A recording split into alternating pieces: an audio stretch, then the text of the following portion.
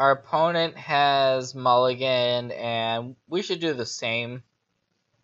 There's some one-land hands that I'll keep with this deck, but they need to involve either a card draw spell like a Serum Visions or a Delver, and with only a basic mountain. That hand was a mulligan. This hand is a keep. We've got turn 1 Delver into multiple removal spells. I'm going to bottom this Delver of Secrets because we already have a Delver and a Colligan's Command to potentially get it back. But here's a Rift Bolt getting suspended. So now all of a sudden we see that we're up against Burn, most likely. So I'm just going to put the Steam Vents into play tapped here and try to play this game a little bit slowly. But this Rift Bolt is scary, not going to lie. This matchup is pretty tough.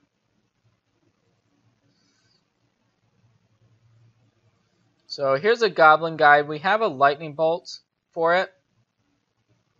So our opponent's down to 2 cards in hand at this point.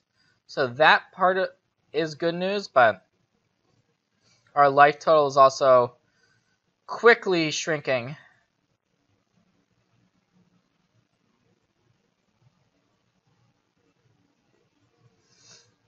So I'm going to go ahead and fetch for an island. And get this Delver of Secrets into play. And when our opponent attacks, if they attack, we're going to Lightning Bolt away the Goblin Guide.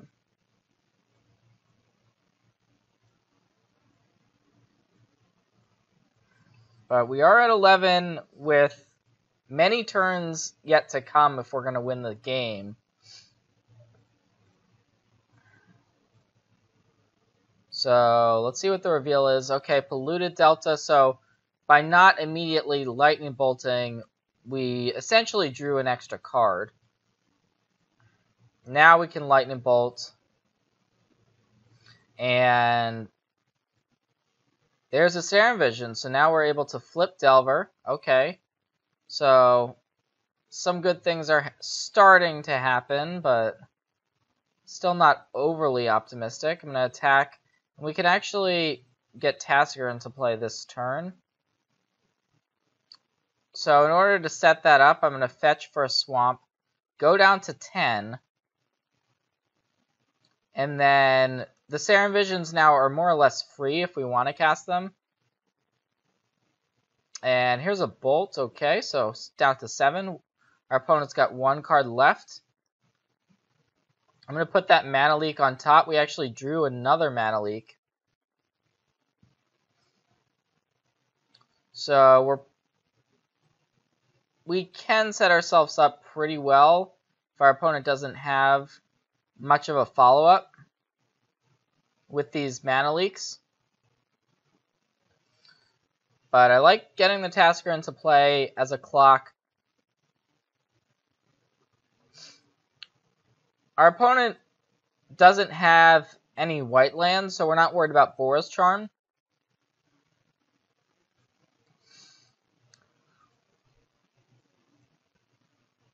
So it's pretty unlikely that we actually just die this turn. Even 2 Bolt effects would put us down to 1.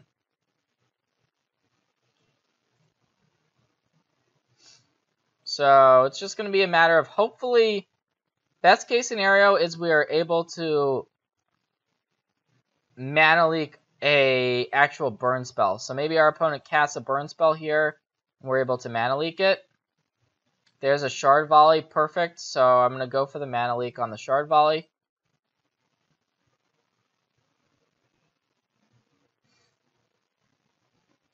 And so this is going to really put our opponent in a bind. And we don't really need either of these cards on top of our deck. Our best draw would be a Bolt, because then it would we would just have a 1-turn clock. We could attack next turn and then bolt our opponent. But it looks like our opponent just ran out of gas, and we were able to take that one, which didn't look good at first, but that happens with burn. Sometimes you just don't have those that last burn spell or two. So sideboarding, we want Dispels and Counter Squalls to be able to counter the burn spells. And then Collective Brutality is pretty much our best card in the matchup because it gains us life, and then it's a way of looking at our opponent's hand, dealing with creatures. This is the card that Burn is the most scared of, is the Collective Brutality. So because we're on the draw, we can kind of shave some of our clunkier cards. So take out a Colligan's Command, a Mana Leak. Thought Scour is a card we can shave on as well. So, and still need one more card to take out.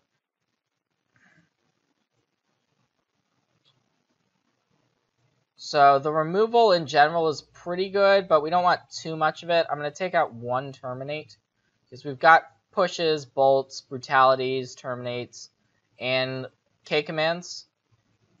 So that should be enough against a deck that's probably just playing Monastery Swiftspear, Goblin Guide, and Eidolon of the Great Rebel with maybe a Grim Lavamancer mixed in. So looking at our opening hand, it's not great. We have double Tasker, which we definitely don't want. And no Collective Brutality, no black land even, so I'm going to take a mulligan. I think we can do better with our 6, and this is definitely better. So let's keep this. And we actually do have the Brutality and the Serum Visions, and yes, I would like to keep this island as well. So if our opponent has a Goblin Guide, we actually just draw the island, which is another reason to scry it to the top, because our opponent, 4 cards in their deck are Goblin Guides, even though they do not have one in this particular spot. So I'm going to go ahead and cast the Serum Visions and put these lands on the bottom. So it's going to be a question of what to discard to the Brutality Escalate.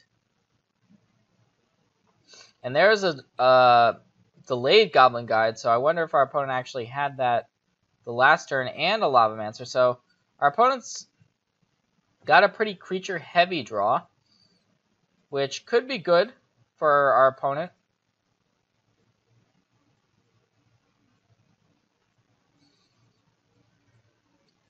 And I think we want to Collective Brutality, although our opponent's only got 1 card in hand, so it's possible that that actually isn't a burn spell. The other option we have would be to Serum Visions and try to sculpt our hand a little bit more.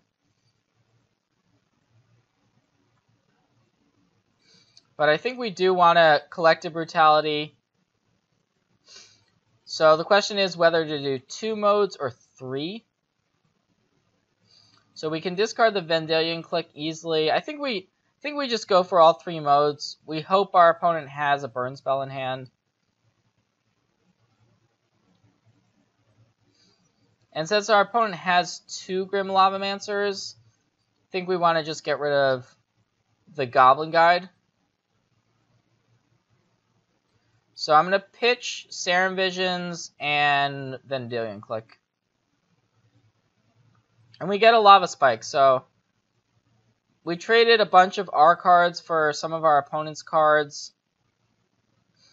Next turn we can play the Gurmag Angler or the Snapcaster Mage that we still have.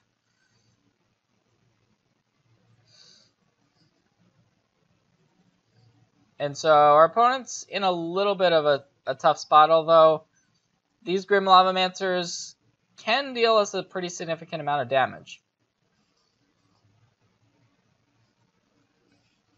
So the Lavamancer comes in, bolts off the top. All of a sudden we're at 13. So I think we have to deal ourselves some damage off this Blood Crypt, which is pretty unfortunate. And now the question is, how do we want to navigate these cards?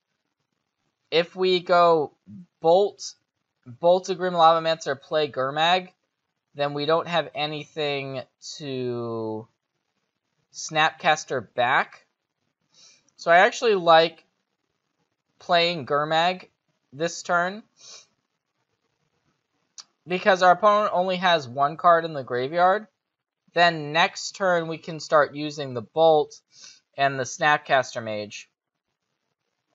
So we can use the Gurmag as our win condition, as our clock.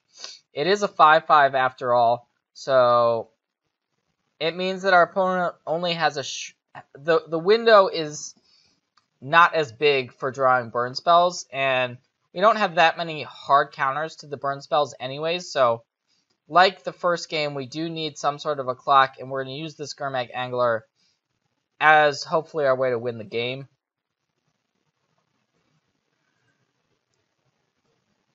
And because our opponent doesn't have any cards in their graveyard,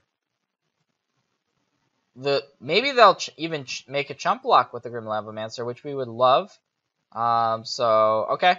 So now, because our opponent has made this block, we can let this happen and then bolt away the other Grim Lavamancer. So I'm going to go ahead and do that upkeep. Our opponent could have dealt us 2 damage. Maybe has a reason for not doing that, but it's a little bit suspect that they did not make that play. And now we're in the driver's seat for sure. Dispel is a great pickup. We've got the Gurmag Angler with a clear board. And yeah, I mean, maybe our opponent has some burn. We'll see what this is. Could be an Eidolon. Our opponent's just passing the turn here. I think we may just want to go ahead and get this Snapcaster into play and bolt our opponent. And this is going to mean that we're winning the game in another turn after this one. And at 11 life, should feel pretty safe. This is a Magma Jet. I'm actually going to let that Magma Jet resolve, thinking we have a Dispel. Magma Jet only deals 2 damage. So that's kind of the reasoning behind letting it resolve.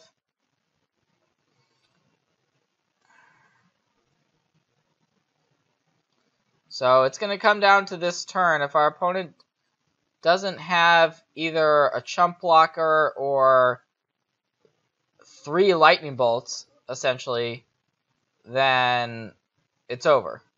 So here's a Searing Blaze. I'm going to counter that, and that should just be the game.